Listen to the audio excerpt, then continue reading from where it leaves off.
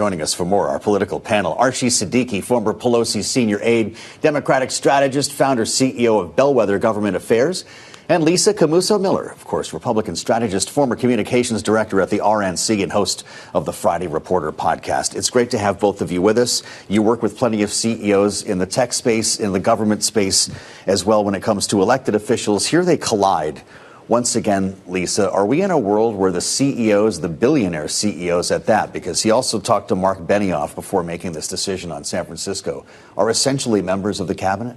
Well, it certainly seems like this president is taking audiences with CEOs more than ever before. But it's not the first time that this kind of collaboration has happened. It's just that this is so unprecedented that they've been sending in troops, they've been sending in ICE forces and all of the other border agents. So this alone is very interesting, and it's definitely something that is not necessarily in recent years one that we've been watching. I think it was the Union Pacific CEO who told Trump to go into Memphis. Now we've got CEOs telling him to stay out of San Francisco. So, Arshi, is the trick here for if you're in a Democratic city, but you don't want the National Guard to come to find the billionaires that have the president's ear and say, get them on the phone?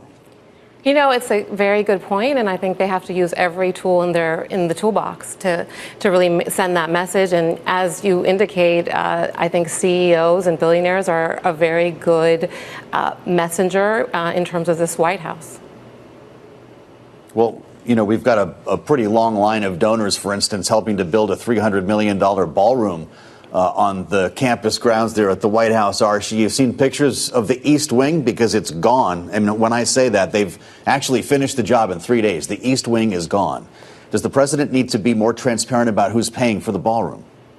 I think it's pretty clear who's paying for the ballroom. I think really what kind of stood out to me was it was an issue of priorities in terms of when you look at the government shutdown, you look at the pending, looming ACA subsidies, expiring, these premiums going up. You look at tariffs and how they're impacting American families. I think it's a priority issue, and I think when you look at who has been funding the expansion, I think the issue is more also the expansion is a little bit more, let's say, aggressive than a lot of people envisioned.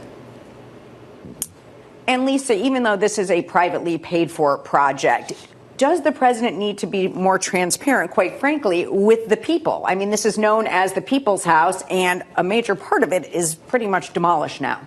Well, look, I take the president at his word that this will not affect the taxpayers, that is going to be paid for by private funds.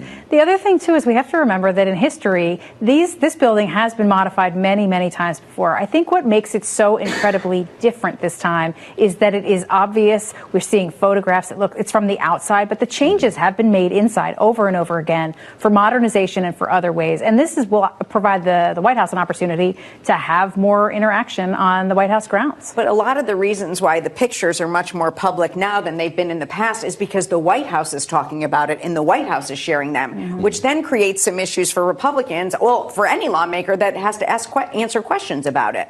Well, there's no doubt about that. And this is going to be a conversation that we're going to have inside the Beltway. But I guarantee, I just got back from being out of town. No one outside the Beltway is paying attention to and or caring about this issue, because they're caring about the issues that people really want their elected officials to be worried about. So I don't disagree. This is a major big deal. We probably should have had more heads up that this was going to happen. It feels very dramatic. I've been in Washington for 20 years. I think the president is saying, I'm going to pay for it with private funds. It's not going to affect the American people. And the question about whether or not we can walk and chew gum at the same time, I think, is not fair. The federal government can do a lot of things at the same time. So renovating the White House and taking care of the business that they have to get done can happen at the same time. The nonprofit National Trust for Historic Preservation, Arshi, says we respectfully urge the administration and the National Park Service, it's the Park Service domain, to pause demolition until plans for the proposed ballroom go through the legally required public review processes. I don't know if that's some kind of a joke at this point because the East Wing is gone, but there was a process for this, right? Absolutely. And I think we've seen with this president, rules and process are somewhat optional in many instances. And this is one example, I think, in a very vivid way. We're seeing, a beloved institution. I think it just took people by surprise, especially with this shutdown and this lack of urgency in terms of getting a negotiation going and getting this resolved.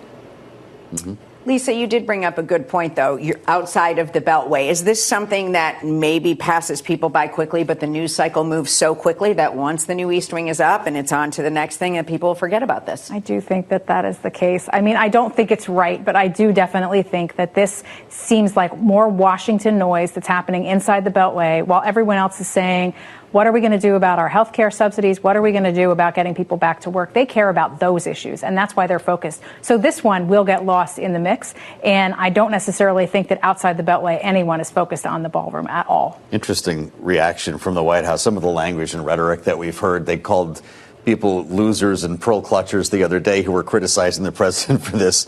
Representative Adam Kinzinger reached out to the White House, or I guess put it on social media. The White House spokesperson, Stephen Chung, wrote back, "The ballroom is going to look spectacular. Even your simple and dumb expletive will want to go." Arshi, are you excited to see the new ballroom?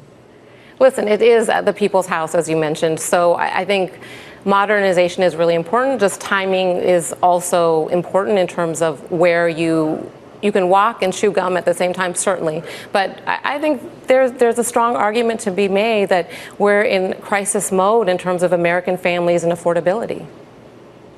I walked by there last evening. They've got walls up around it. You can't see it. Lisa Camuso Miller, Arshi Siddiqui, great conversation. Thank you so much for our great panel.